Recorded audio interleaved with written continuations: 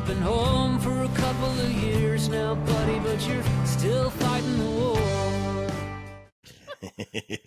Hello, everyone, and welcome to Shoulder to Shoulder, Untold Stories from a Forgotten War, where we tell stories to bridge the Civ Mill gap. I am Will Selber, one of the co-founders of Grumpy Combat Veteran Media, and you can actually go to our website now, GCV+Friends.com, to get all of our content. And as always, I am joined by my BFF, the fabulous, the fierce, the effervescent. I'm going to steal that word from you. Buddy, come Kate on. K. How you doing, Kate? Yes. So we are delighted today to bring on Bill Roggio.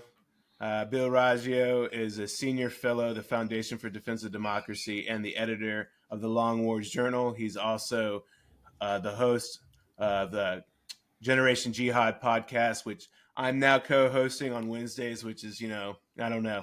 It's part of the dream. As I usually tell, I know. As I usually tell Bill Roggio, there was a young Captain Selber when he was first starting in this game, and I used to read Bill Roggio stuff all the time.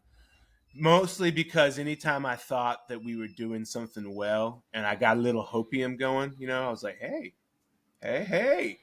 I would go on and Bill would be like, yeah, it's not going to work, bro. And I'd be like, no, come on, Bill. Give me a break. But anyways, hey, Bill, how's it going, man? I really look forward to future conversations with you. It really, the honor and the pleasure is all mine. I always say, you always talk about Captain Selber, right? And I know there's a bunch of Captain Selbers out there that I've never heard from. And we don't blame them.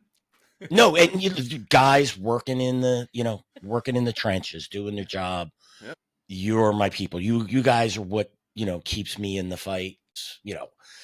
At times, you mentioned, it could be a downer. We gotta call it the way we see it. But I do what I do to give you guys the information to hopefully make the best decisions you can.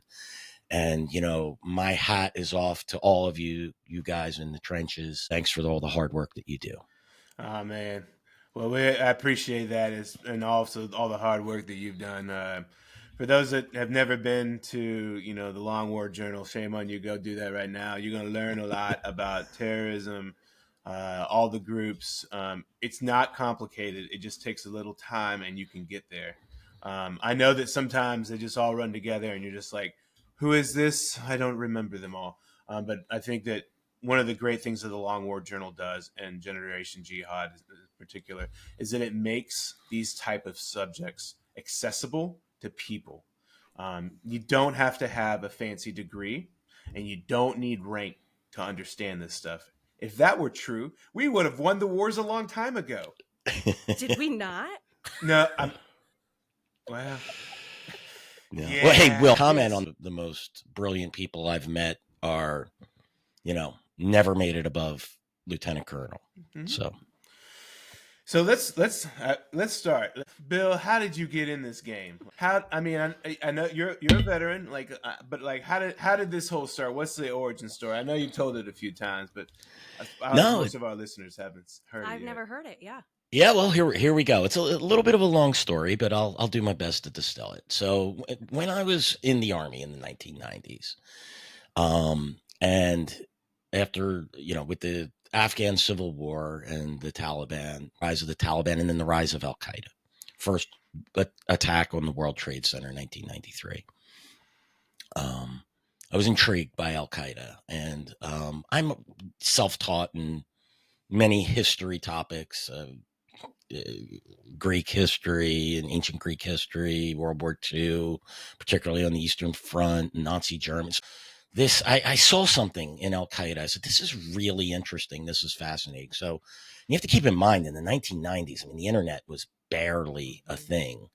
So I'm reading Newsweek and Time, and whatever you can get your hands on, right? Library, things like that, right?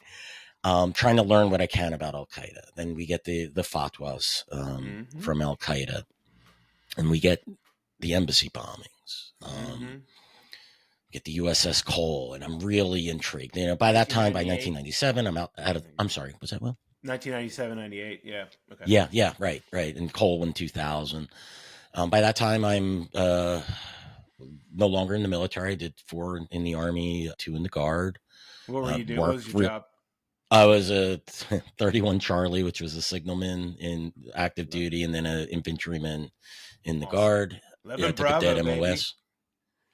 Yeah. It was, Guard, right? But, OJT. Hey, man. But 11 Bravo.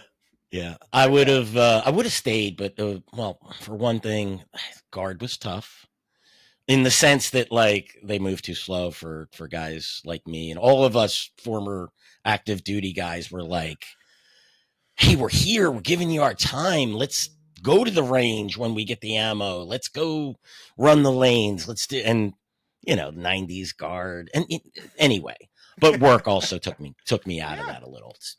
I was on call, things like that. But, long story short here, tracking Al Qaeda, 9/11 happens. My brother-in-law worked in the North Tower. My sister worked a couple of blocks away. She was pregnant at the time.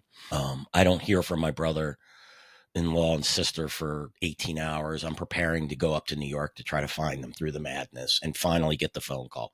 They were on the ferry and witnessed 9/11 as it happened. They watched the planes slam into the building and dealt with the chaos and took the ferry, the ferry turns around, take them back. Anyway, I'm like, this is Al Qaeda before we even know. I knew it. I knew it happened. So within 2 years, I get a ton of questions from people because people know I'm sort of a history nerd, and some of my closer friends knew I tracked Al Qaeda. So I started a blog up in, I want to say it was 2003, and just, part-time while working in the IT field. 2005, by then I'm covering the military operations in Iraq, particularly the fight against Al Qaeda in Iraq and Anbar province. The Marines that were out there, Colonel Davis's Marines, I believe it was RCT 2, Regimental Combat Team 2, I believe. God, it's so long ago. We're talking 19 That's years all right. ago. So, 2005, they reach Marines out. and Anbar. That was not the nicest time of to be in Anbar province in 2005. No, and I'm tracking their operations, who they're targeting, who they're going after. They were doing counterinsurgency before coin was a thing. And, I'm tracking the Al Qaeda people that they're going after and reading Al Qaeda statements. So pairing it up, right? Going, Al Qaeda says this guy's killed. We say we killed this guy.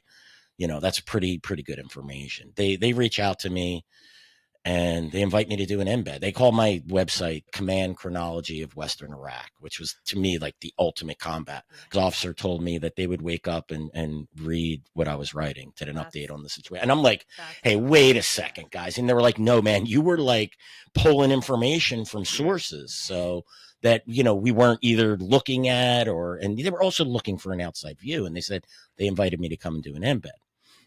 Well, at that time, I'm working in a large computer software company.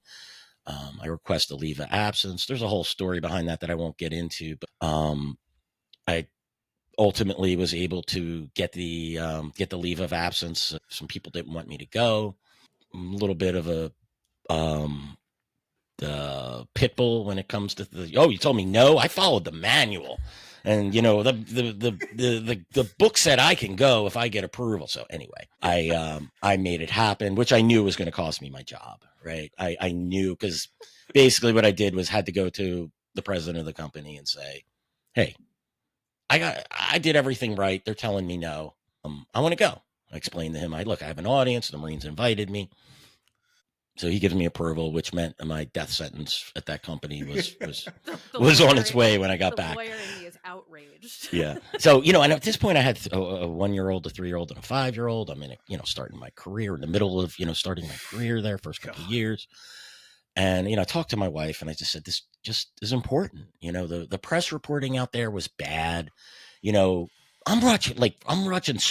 reading stories about the Marines clearing areas, and the reporter that's buried in a report about how Marines went into a house and broke teacups, literally. Like, I remember that article. And so the Marines appreciate that. They invite me to do an embed. I spent 30 days in Anbar in November, December of 2005. No longer employed by mid 2006. I decide to, I talked to my wife very supportive. I said, let's just, I was able to raise money for the trip. Got my flight. Insurance was not cheap to go in a combat zone for the civilian and for a month. That was basically back in then $5,000 a month. Body armor, flights, hotels, and everything I needed to get out there. Sat phone so I could do radio. So I went out there, did that, and then pretty much the rest is history from there. I said, let me take a stab at this professionally. I did, I think, 5 more embeds in Iraq, 1 in Afghanistan. Afghanistan was really hard to move around as an independent. I got my press pass, but like, it was tough. So I embedded. The Canadian Army actually reached out to me in 2006, invited me to do an embed. They were tracking my work in Iraq, and we're like, hey, come on out and see what they were doing. I'll tell a quick story. I was in Kandahar, and we did an op into Helmand province. I spent a little time with the country. For listeners to realize that during the early years of the war, it was 5 years after 9/11, but the Europeans had the South. It was the Brits and the Canadians and Australians and the Australians up in the Roggio and stuff like that. They really had the South. The Americans were in the East. I think that's right. Yep, that's right. But like our European allies got a hello. Yeah, they fought down there. And the Canadian unit I was with was called the Princess Patricia Canadian Light Infantry. So you could write the jokes. I mean, they write themselves. I'll tell you what, they swung the stick down there. I was like U.S. Marines. We were cursing friendly. Yeah, they were like Marines, right? Yeah. Like, didn't get all the good equipment. Damn if they didn't fight hard. And I was very impressed by them. And we made it into Helmand and to a Roggio with them on some clearing operations. I was at that point, I kind of realized, like, wow, we're a little bit outclassed out down there. Like, there just wasn't enough troops. This is when the Taliban was kicking its insurgency off.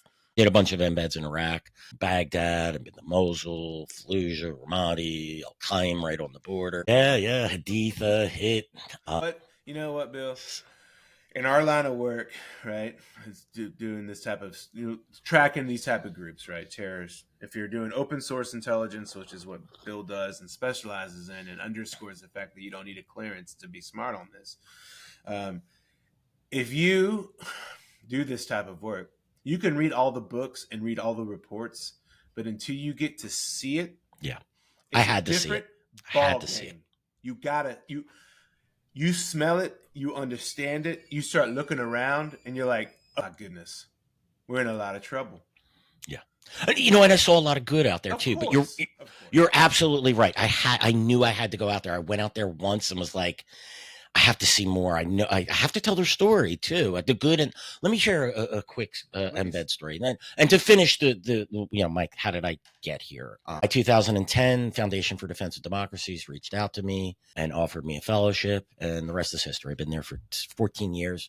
I never thought anyone in the world would employ me for 14 years, but the FDD has stood by me thick and thin through all of my craziness. Fantastic organization. Took a chance on someone like me, and I owe them a lot.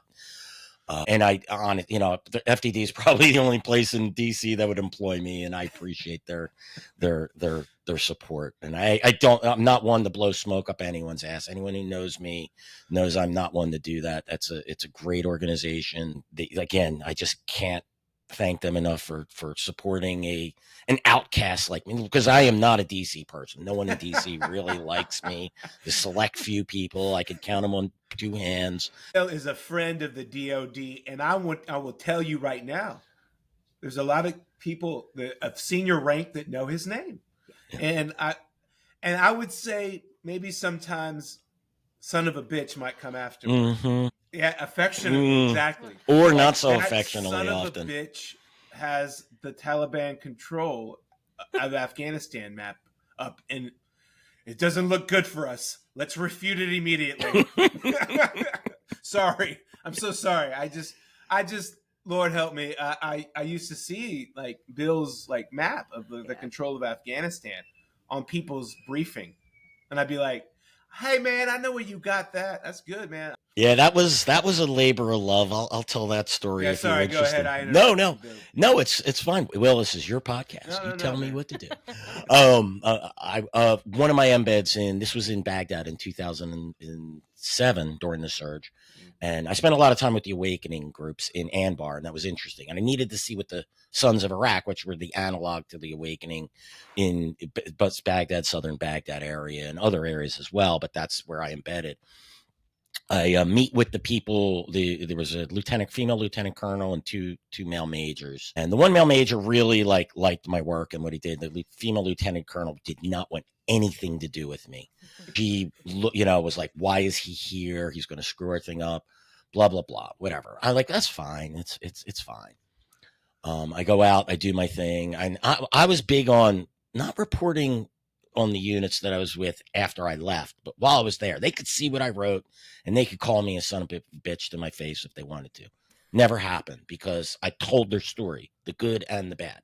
And I did that when I was with this Awakening group. I come back to the headquarters. I had to come out of the field early because I had a VTC, video teleconference.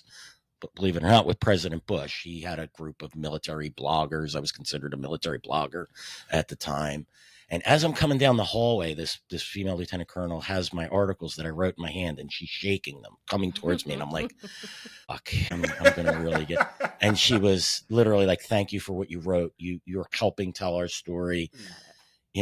This is what we want." And really, I was kind of blown away because to me, isn't that how it should be for everyone who passes through their AO? I didn't just tell good news. I told the challenges that they had with the Sons of Iraq, the things that could work against them, and what I knew is that people like that lieutenant colonel, that we could be as reporters, right, can help them by drawing attention to the problems to their chain of command outside of the reports. This, Will, right? You write a report, it goes up the chain, and it can be, but like it's a little different when someone an independent observer provides the information. So I was that, things like that. I could tell a million stories like that, but it was walking in to do a video teleconference with. Let me share a quick funny story about that. I am literally wearing the T-shirt that I wore in that video teleconference. I can't believe 19 years later, A, it's still in one piece, and B, it still fits me because I didn't bring anything like a collared shirt and a jacket. Like, who fucking brings that to an embed? Right. Yeah. And so, nope, I got you now. Okay. Do you need me to restart that? I'll edit it out. Don't worry. Okay. Yeah. So I didn't, I just had a T-shirt, right? And when President Bush, and it was me and my friend Bill Ardolino, I helped get an embed at the same time. He got called in as well, and we were both basically dressed similarly because we were like, hey, a little notice would have been nice. I might have pack something, but he made a comment. He said, "Oh, I see you guys dressed for the occasion," and I had to, so I was President Bush. Sorry, we just came from the field, and I complimented the units that we were with, saying they're working hard. We weren't aware. We came as we could, and he cracked a joke and he laughed and he understood, and I remember that fondly. Awesome. He cared. For whatever Bush's faults and every president we've had in the war on terror, I could sit there and detail them all, the good and the bad. He listened, and he actually knew quite a lot about what was going on. So I was quite impressed. Mm-hmm. Can I ask a question? Please. Because one of the reasons we have the podcast is to make the notion of war more accessible to people who don't understand it. So you're talking a lot about the various embeds that you went on. Can you talk to people about what that looks like and what you're hoping to gain when you're in that experience? It's a great question. Yeah, that's a great question, Kate. I personally, I always joke, every embed, I felt like it was my second childhood because personally, I got to go out with the guys, they were my people, and it was hard. Every unit I went into, particularly the soldiers, they're not all reading, right? The private first class or the corporal or even sergeants not necessarily reading, right? So I'm a reporter. I come in with a press badge, and reporters are, persona non grata in the field. Look, when I got on a helicopter, I was always stuck in the wind tunnel seat, right? I would get to the point where like the guy would be like, "Oh, you're going to sit here. It's the safest." And I'd look at the airman, the door gunner, or whoever the mechanic would be like, "Look, it's cool, man. I know what you're doing. I'll sit here. I'll suck it up. I'm good. I just tuck my helmet, tuck my chin. I got an hour of this. I'll live through it." I was like, you don't have it on me. It's fine. Do this to other reporters though too. Like do this to freaking whoever, right? I'm good with it. Anyway, and it was sort of, I had to earn their trust, right? And I did that. And again, by going, I wasn't the reporter who went out there and just hung out with the generals and the colonels. I did that. I got those meetings and talked to them, but only after I went out at the squad level and walked the streets. I always made sure that I did things like when it was time to eat, hey, what can I do to pitch in, clean up, whatever, help serve food, get the food off the truck, whatever it was, right? When I'm out, what can I do to lighten your guys' load? Because it's just me, a body armor, and a camera. I had a little backpack. I'm like, throw your ammo in there. You need me to carry the breaching shotgun or whatever. Wasn't supposed to do that, but what are they going to do now? Not let me embed? Throw it on my back, whatever. They wanted me to carry. Almost always, right? Because they got to know me. They knew I was a former soldier, right. And so they're like, yeah, every gun counted when you're, Absolutely. in fucking Fallujah in 2006. 100%. Or Mosul in 2008 when AQI was going nuts up there. So I realized, but I realize I'm not answering your question. I hope to gain the experience to see what was happening. What Will said, right? Get it firsthand to get the sights, the sounds, the smells. I always said they should have made a cologne called Ode to Fallujah. It would have been cordite, burning tires, and dead bodies. We could put that on and it'd be like I could harken back to my days in Fallujah. Oh, see, anyway, I think that's a straight PTSD trigger. But yeah, I wanted to communicate what I saw to people. Okay. A lot of the readers at the time were, not just people in the military and intelligence, but like friends and family of people that were there. And I would get emails and, hey, that's my cousin, or that's my nephew, that's my son. And I love that, right? I could help tell a piece of their story, right? So I wanted to get that, but meeting with the generals or meeting with the colonel would help me understand how they're looking at the picture, and then getting down at the platoon level or the company level, and piece all of that together to use whatever little time I spent in the service and my understanding of these terrorist groups and what counterinsurgency is and what counterterrorism operations and just sort of, I could never tell the full story of Iraq or Afghanistan or anything, but I could tell a part of the story to help people understand what was happening. And also another thing I wanted to do, and I'll tell a reporter from I believe it was the Army Times, told me he was in Kandahar. I think this was in 2010 or 11. And he's like, "Hey, Bill, I was outside the battalion intelligence shop, and your articles are pasted all over the wall and the plywood right outside the door." And I'm like, "Why?" And he's like, "Well, they're using your information to help understand the situation." And I'm like, Jesus, like, no pressure. I'm one guy. Like, this is just a slice of the pie. But if I help people in that way, that was good. What I tell people, Bill, is that,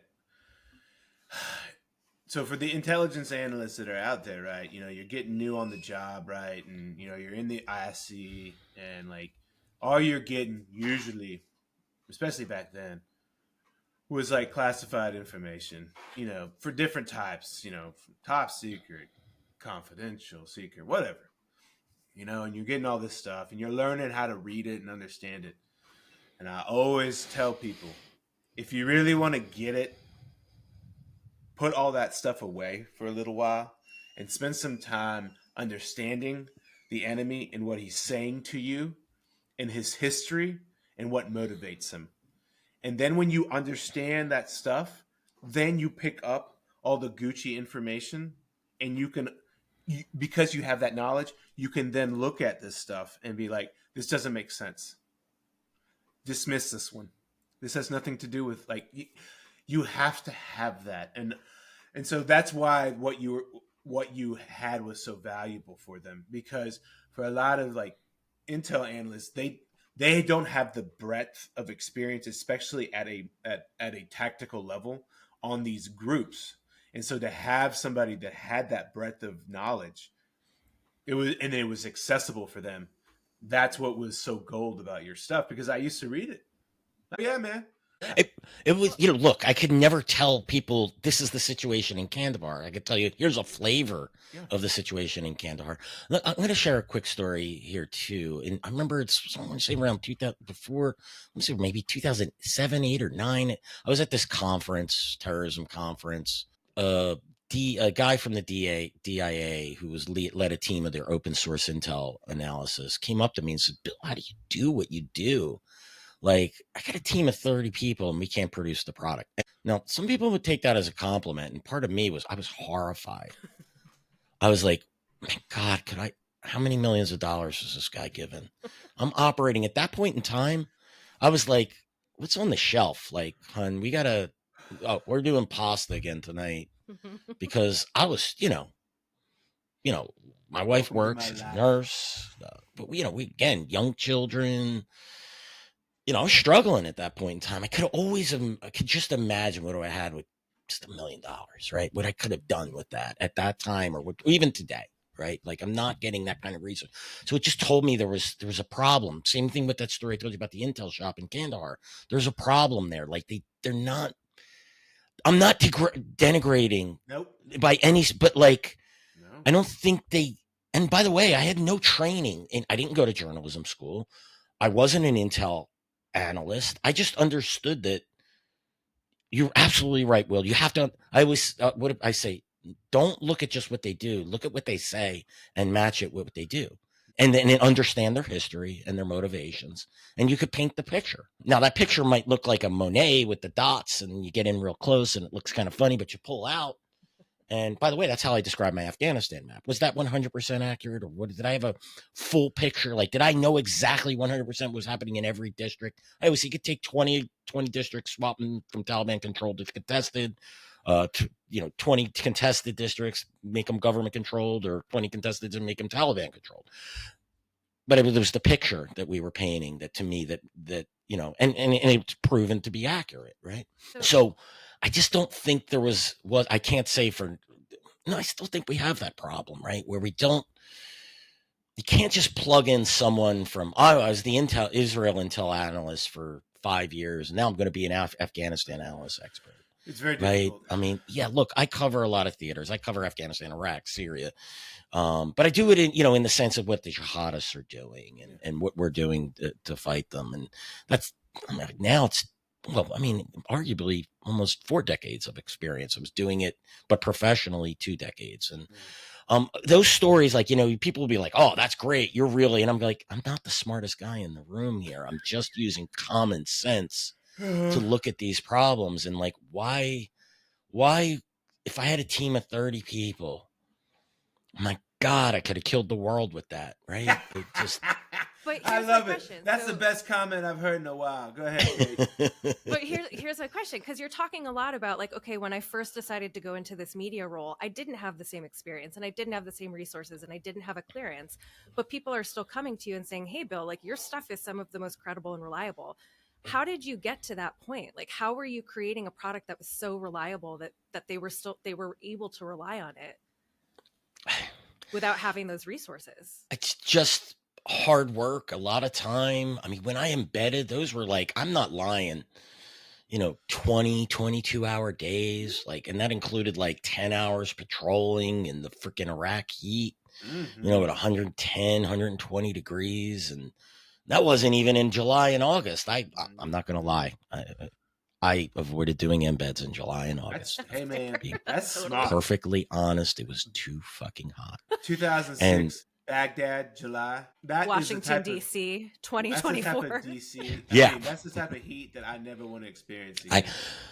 I'm so thankful the surge kicked off in or like when I decided to do the surge, I think it did kick, officially sort of in like September. I was like, I'll wait till September to get there. It'll be a little bit cooler. I mean, people are like, you're hardcore. And I'm like, yeah, but I'm not that hardcore. I mean, I could slack. But to answer your question, Kate, hard work. I believe I was honest. I earned the trust of the people that I embedded with, which, goes a long way.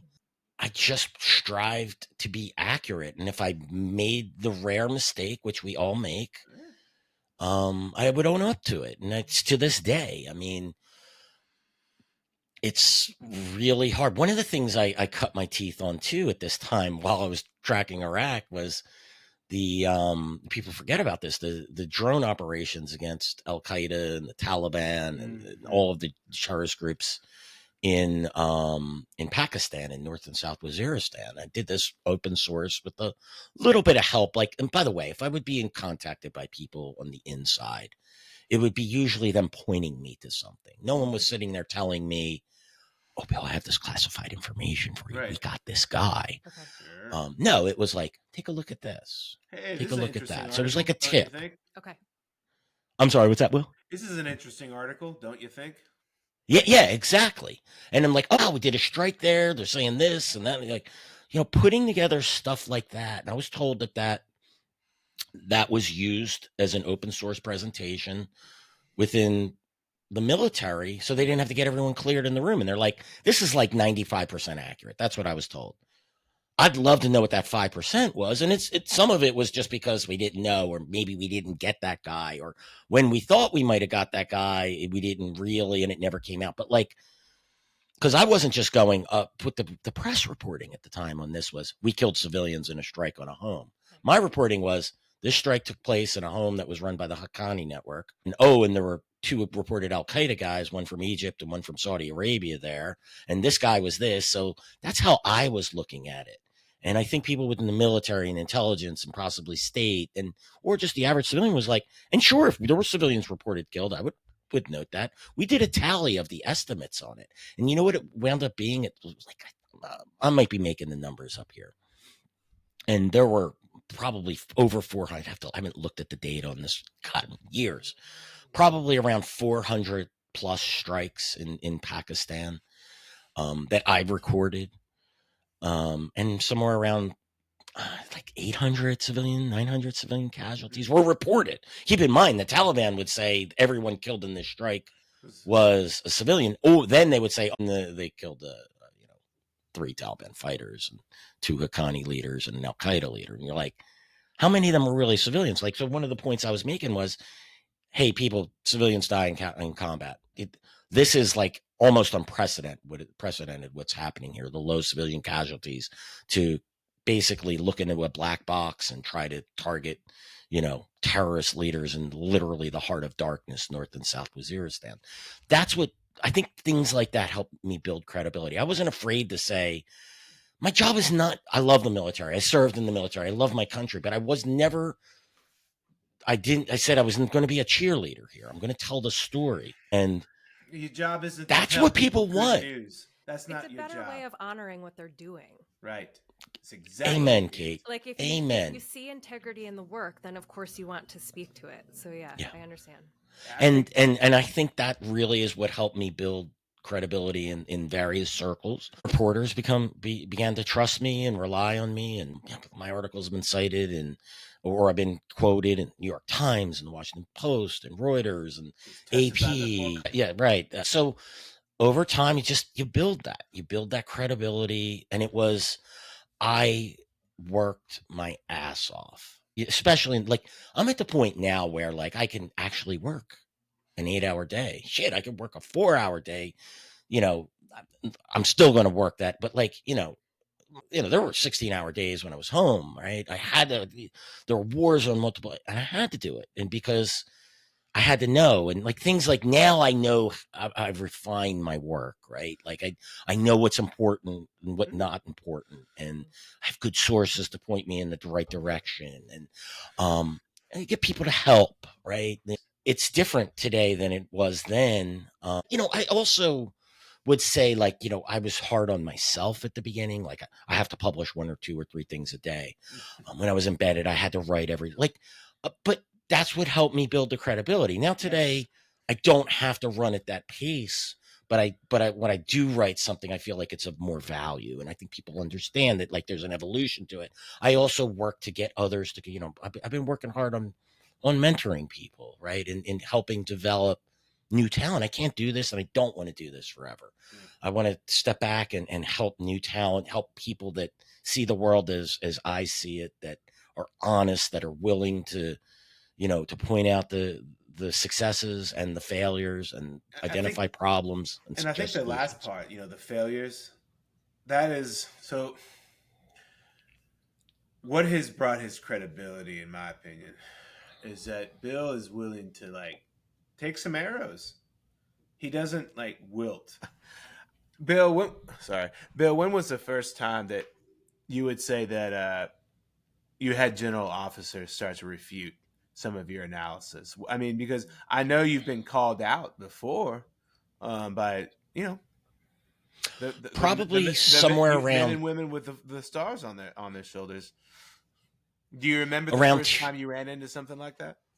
around 2009. Okay. I want to say. So there was a report put out by the Institute for Study of War that was saying, Kagan.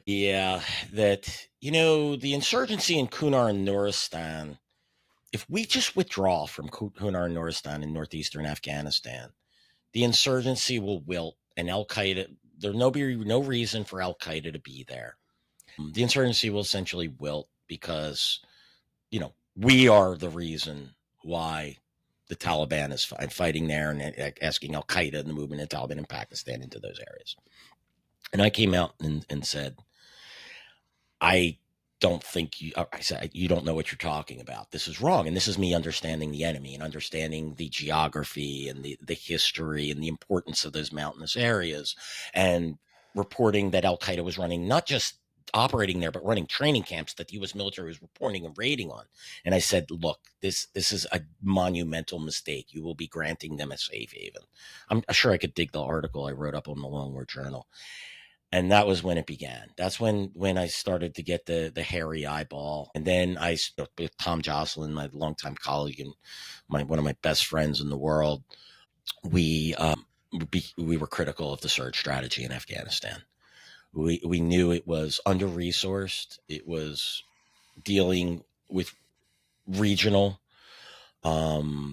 issues, not dealing regional within Afghanistan, right? Like high focus on the South, then in the East, Southeast, and then a little bit up in the North. And I said, the Taliban is going to, take a step back, melt. They'll fight basically a rear guard action. They'll bloody us. They'll do enough to say they fought, but they'll pull the main of their forces into Pakistan and Iran. Once we begin to withdraw, and it was announced, President, that was another thing. So we started to, I guess I would say, that's when the general officers, we were critical of strategy, didn't like it. I think I was viewed as being, even it's funny, the Washington Post in 2007 or 6 or 7 did a hit piece on me, writing about how military bloggers were, I was one of them, and I was basically sponsored by the military and telling them that the irony is the ombudsman, they actually had one at the time, had to shoot down their own post on report and say, no, this isn't what Bill does. I pointed out I made the case. I said, look, you go talk to the people that are out there. I pay my own bills. I set up my own embeds. I got my own credentials, doing this, independently, and go read what I wrote. Tell me if that's all glowing, and so anyway, I think I was perceived in military, in the higher level leadership, as being sort of a pawn for them, but I wasn't. And when I started to become, when I started to really see the problems, not tactical problems, which I don't think really general officers cared about me writing, because it ultimately, I was just sort of telling a story. And I don't think my articles on, hey, here's what's working, what's not working with the Sons of Iraq, or, the whatever, that didn't seem to bother. It was the big stuff. Critical of the surge, then critical post-surge. Then when I started with the Taliban map, the map of what the Taliban was controlling. And is it right if I quickly tell the story of that please. map? Yeah, because I think it sort of applies here. I started that in 2014. Again, the U.S. announced that they're turning over security to the Afghan security forces. Taliban came out and said, and then our strategy that we basically announced is, hey, look, we're going to secure the major population centers and what they called key districts, right? Districts that were, they deemed, probably mostly along the ring road and yeah. And whatever happens in the hinterlands and the rural districts, we'll work on those. The Taliban, again, this is what always bothered me. I didn't need to read Dari, Pashto, Arabic, Urdu, which, by the way, the Taliban was publishing in all of those languages. We were only publishing in one, sometimes in two, in Arabic, sometimes, which tells you a lot about the Taliban and its sophistication of its media operations. They were reaching multiple audiences. They also published in English. Oh, they had And a what magazine. I remember the first time I saw it, and I was like, "This is better than People." It was like glossy. It had these great images. is what they very slick. So Voice of Jihad was their online website where they do their press releases and interviews. Well, they interviewed and I read it voraciously. And by the way, I didn't just read the English. I would like go and ask someone to translate, like, wow, this is a key article. Like, for instance, the Taliban accepting the Pledge of Allegiance from Ayman al-Zawahiri after the Taliban promoted this on their website. And I wanted to see, they did it in English. No, nothing to do with each other. And I wanted to know if they were saying the same thing in Arabic. And so I got it translated in two different, and they're like, yeah, saying the same exact thing. So I would cross-check my work there. But they interviewed a Taliban commander, and he said, this is from, I believe he was from Uruzgan. And he said, this is great. We'll meet you in the cities. We'll meet you in those key districts. And he said, boy, how can I do this? That's a theory, right? Is he right or wrong? So I got a hold of a district, like a shape file of a district map, and used Google Maps and got a little bit of help from a friend. But I did this after I saw a report in the Afghan press. 8 districts are under Taliban control, including one in Helmand province that was always under Taliban control since 2001, that we never tried to wrest. It was called Bagram in northern Helmand province. Like, Taliban always controlled it. So I was like, oh, there's 8 data points. All right. So I came up with let me see. We'll see what the Taliban controls. We'll see. I rated contested, meaning there's heavy fighting. If the government controls the district center, but the Taliban everything outside, or there's you had a sort of a methodology, a loose methodology. And again, this was all subjective. And then what was government controlled? And I started charting this on the map, and slowly over time, it started building, reading again voraciously through Afghan press reports. And the Taliban would issue statements when they took control of a district. And then it was weird. There was this cycle of, once I started reporting on this, the Afghan press started, and I know this because they would, Afghan reporters would contact me and be like, we're going to start gathering information on this. So I had this weird feedback loop. And then Sigar, the Special Investigator General for Afghan Reconstruction, was interested in this. I love Sigar. Sigar's the greatest. I wish every government organization was like Sigar. If it was, we'd actually have a decent government. I love you guys, Sigar. You guys are just continuing doing the work. They're like us. They just do it. And everyone hates what them. People say. I don't stop being mad. Generals, like, it's not my fault. It's not working. Yeah. This is the what. general. Yes. Oh, so Sigar is a special investigator for General for Afghanistan Reconstruction. Yeah, and you can. I wrote an entire my thesis, almost using all of their stuff.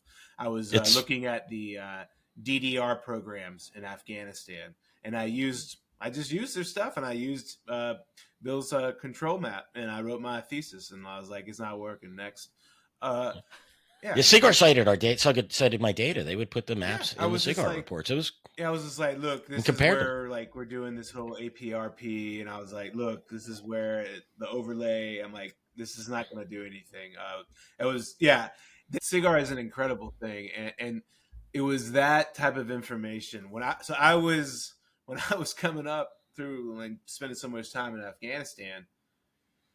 I got beat up a lot, and it's hard. Being one of the only people to be like, this isn't working. And let me tell you why. People get pissed off at you when you do shit like that. It is not easy to do because you're alone. And if you are trying to be a career military man and do all the right things and make it to the promised land and go to the right colleges and know all the right people, you got to be able to just say the right things at the right time to all the shit. I didn't give a fuck about shit like that because the reason why, like Bill, I just wanted to fucking win the war. Yeah. I just you guys asked me what was my motivation, right? I just wanted to win the war. I wanted to get the information out there. My whole point of creating that map was to help, to test the theory. And then once I got enough data, quick story, I get a call from a colonel. I want to say it was around 2015 from Resolute Support. Bill, how you doing this?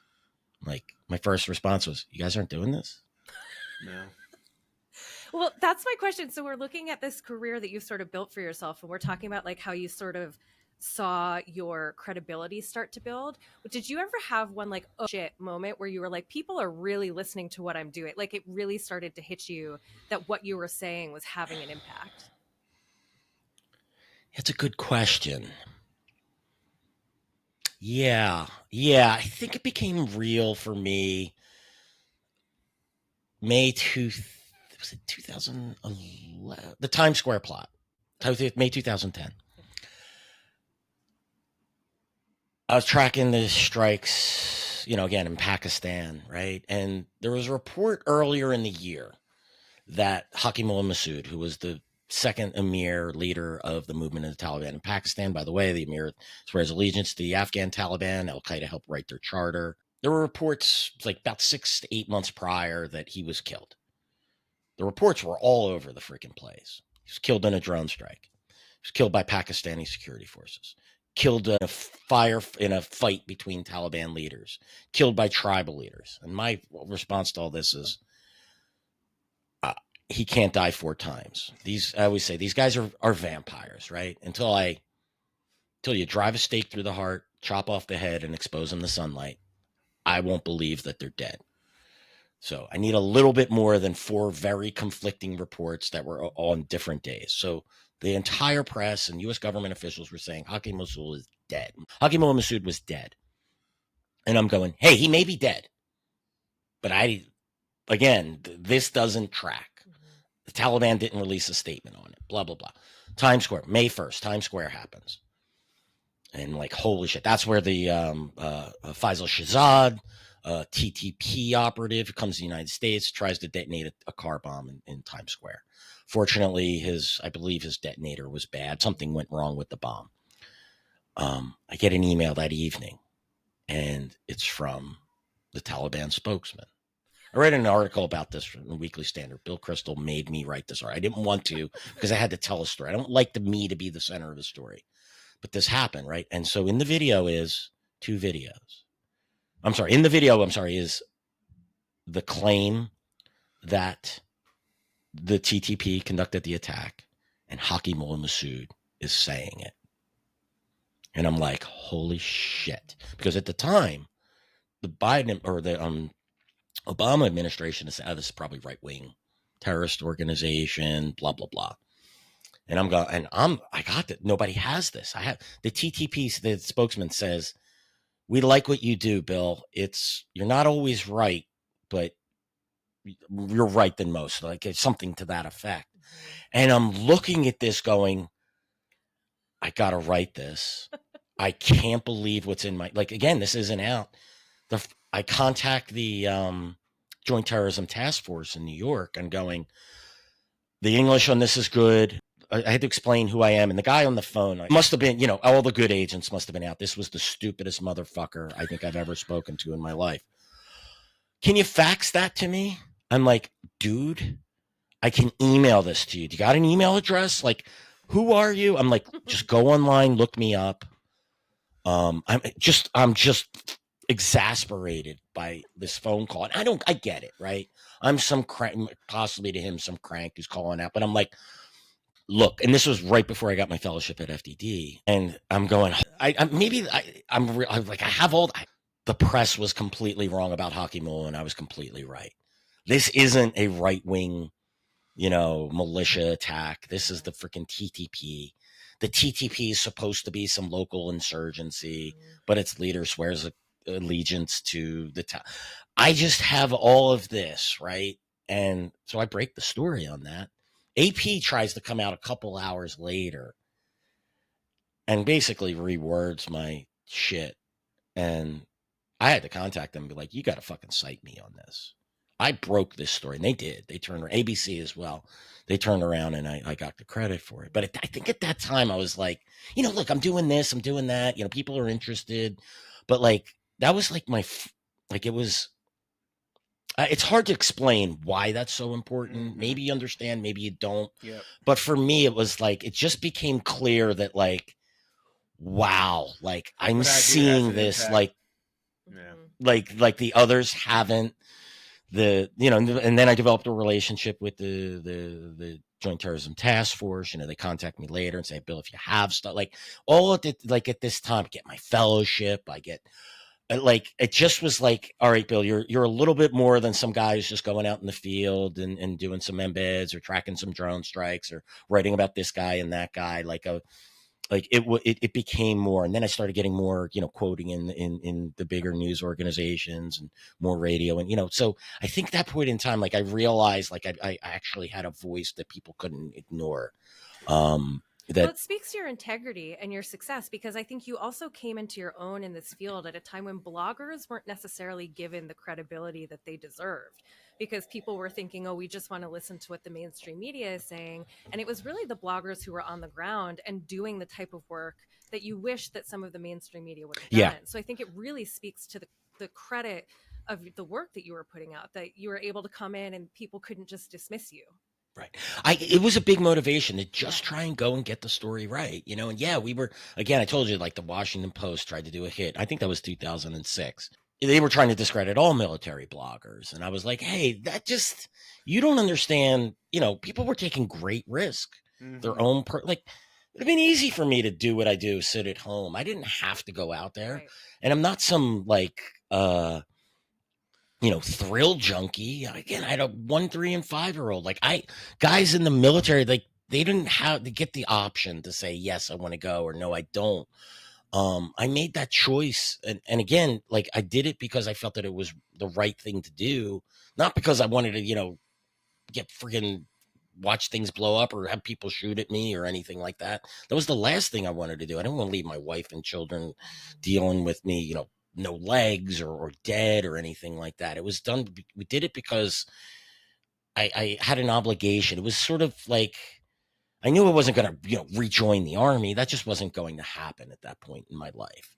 But I felt like that this was my form of service. And that was discounted and discredited and looked down upon in certain circles within the media.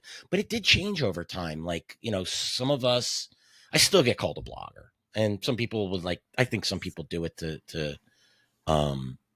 try to denigrate my work or insult me. I don't give a shit. Call me whatever you want. I'm doing my work, and I love you it. could like it or That's not. That's what I say. I'm just doing my work. You can call me whatever you want. Yeah. I've been called worse by better people. I mean, it's fine.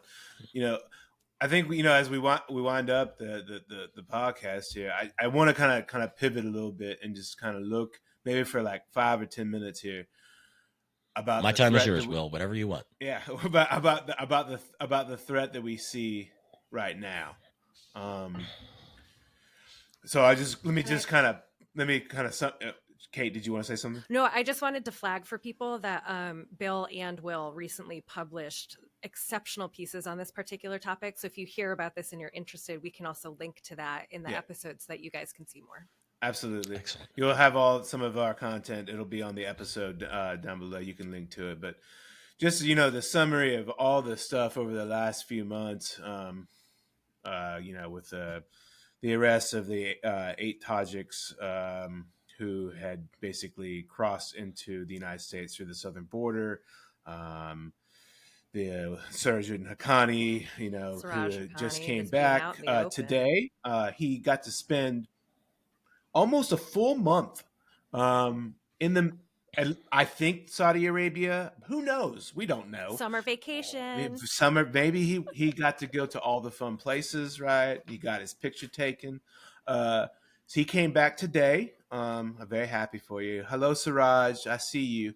And then also, Safe Our Idol's call for the band to get back together. Hey, come back to Afghanistan and get your training on, people, and then we'll send you somewhere, because we got passports, and we also now we can send people to the Hajj, because Sheikh Akhundzada is saying we had 30,000 pilgrims to the Hajj this year. Maybe it's 1,000. Who knows? I don't know. That seems a lot to me. So I just, with all that, I know you know way more. Just what are your thoughts on the current environment for radical Islamic jihadists, or however people want to call it nowadays? Yeah. So the jihadists are emboldened, right? They view the U.S. and the West as being weakened in, like, the withdrawal from Afghanistan said it all. To them. But we're distracted, and understandably so, right? In Ukraine, the threat in China, with what's happening with Israel, Palestine, and Iran, and that wider war, they see an opening. And again, rightfully so. The U.S. policy towards Afghanistan is just horrific. I think the administration is dying to recognize the Taliban as the official government. Fundamental unwillingness from the government to engage with Afghanistan in any sort of a meaningful way. Right? Because there's a reason for that, Kate, and they'd have to admit failure, right? And so they don't want to talk about it, right? You can't talk about Afghanistan without saying Al Qaeda is running training camps in at least 10 provinces, madrasa 5, and religious schools, weapons storage depot, which probably has U.S. made weapons in them, media operations centers, safe houses, et cetera, et cetera. So yeah, that of course the administration doesn't want to discuss Afghanistan. It's a complete embarrassment. Even their biggest supporters within the press recognize the failures of Afghanistan. The threat is twofold. I view it as a near-term threat, and that's the Islamic State, which you had mentioned, right? There's been reports of over 400 suspected or individuals that were smuggled across the border by Islamic State linked smugglers. So you could guess that a good percentage of those might be, tied to the Islamic State in some way. So the Islamic State, like I always view this threat. There's the Islamic State on one side and Al Qaeda on the other. They both share the same goals: establishment of a global caliphate and impose its version of Sharia. They just have different ways of getting there. Al Qaeda is a big tent, right? You don't have to swear allegiance to the leader of Al Qaeda. Al Qaeda is the base. They want to organize. They want to provide. They're the vanguard, is what they call themselves. To help local insurgencies that establish emirates that will become states within the caliphate. The Islamic State is the other way around. It's top down. I call it this way, the shorthand.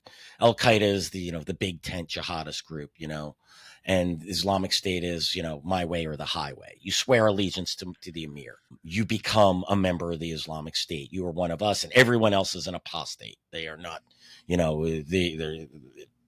you're allowed to attack them. So the Islamic State wants everyone to swear allegiance to them. The Islamic State sort of has a, jihad now is the other way, right?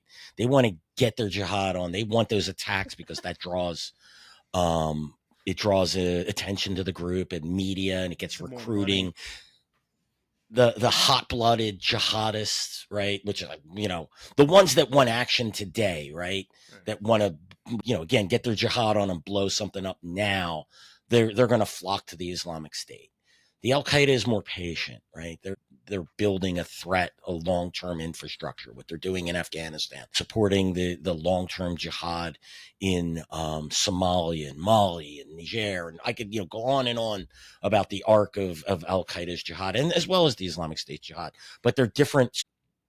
If you're thinking about an attack occurring here in the United States, you look at the Islamic State or anywhere against U.S., right? Like they're the ones that are very likely to pull this off tomorrow. If you look, but that has its down. They become a lightning rod, the Islamic State, and allows Al Qaeda. And in some ways, so the split between Al Qaeda and the Islamic State, Al Qaeda ejected the Islamic State, because Abu Bakr al-Baghdadi had leadership issues with Abu Muhammad al-Jilani in Iraq and Syria, and so anyway, they were ejected in 2014. Mm-hmm. In some ways that hurt, the Al Qaeda because it cleaved off a big part and it created competing. But in other ways, again, the Islamic State became the lightning rod. Al Qaeda operated in the background, and you even had people at the Institute of Study of War saying, maybe we should consider supporting Jabhat al-Nusra, Al Qaeda's branch in Syria, so we can overthrow the Assad regime. By the way, this is the kind of stuff that makes me enemies by pointing this out, and I don't really care. So you have the near-term threat of the Islamic State, right? That attack, and they're building a network, and they do have long-term goals. But again, they become a focus. They become the shiny object, and Al Qaeda is operating in the background more subtly. I view Al Qaeda as the greater threat in the long term, the Islamic State the greater threat in the near term. Both great threats by their own right. Yeah, I think that is perfect. I mean, I couldn't say anything better myself, and I try often. No, you can, Will, No, I appreciate that. Yeah, and you do. I appreciate that. Yeah, I think that I echo everything that Bill says, and I would just, the thing that I always tell people is that just because you run from the battlefield, like from Afghanistan, and you go home and you go, we don't look, damn it, we got some McDonald's and some Walmarts that we want to give you. Just listen to us, and we will rebuild that damn country for you, and we will make it. You will be moderated by my abundance of capitalism. Unfortunately, I hate to tell people this, they don't want it. I mean, they'll eat it, the hamburger, and then they'll pull out the gun and kill you because that's how they work. Because they tell you that's how they work, and they're persistent, they're relentless, and they defeated us in Afghanistan. And if you think these people are dumb or just like are just because they're illiterate or they hang out in caves, they think you are decadent, dumb, and don't pay attention and abandon your allies. That's what they think, and they think that they can come for us. Yeah, they're not. If I can add to that, Will, Yeah. the drone strikes in Pakistan, we viewed that as strength. They viewed it as weakness. Yes. To them, they said, "You're afraid to come fight us where we live. You have to use technology, but we have will." And to add to your point about their persistence, I guess I like to come up with simplistic sort of analogies, but we're fighting Mick War and they're fighting a generation war. And Mick War is we pull up to the drive-through, we get our victory, we leave, we roll down the window, throw out the wrapper, and we go home and we declare victory. It's all good. We operate on terms of election cycles, 2 years and 4 years, and they operate on terms of decades and generations. And that's their advantage. They may not have the technology, But they got the time. they may not have the global reach. They may not have aircraft carriers to deploy off coasts. But you know what? One Pakistani Taliban leader said, "Our suicide bombers are our nuclear weapons," and that resonates today. And we'll leave it at that. But they're hard to stop. You got a suicide bomber. I mean, good luck. I mean, you got to identify them. Maybe you get lucky. But Bill, thank you so much for coming on the show. We really appreciate it. We learned a lot as always. Please make sure. I have so many more questions if Bill wants to come back. Exactly. We're gonna have him back on. Don't worry, people. Don't worry. I am at your disposal. I really enjoyed myself, Kate. It's a pleasure to meet you. It's great to get to know you a little bit. Happy to answer any questions you have. Will, I'm so honored that you joined me on Generation Jihad. Always look forward to our conversations there, and I'm happy to have as many conversations here as you could stand. Awesome. Thank you so much. For everybody listening, thank you for all your support. Please make sure to give us all the 5-star reviews and do all the nice things for us. Send the episodes to your friends and your enemies alike. Until next time, thank you so much. I'll see y'all later. Bye.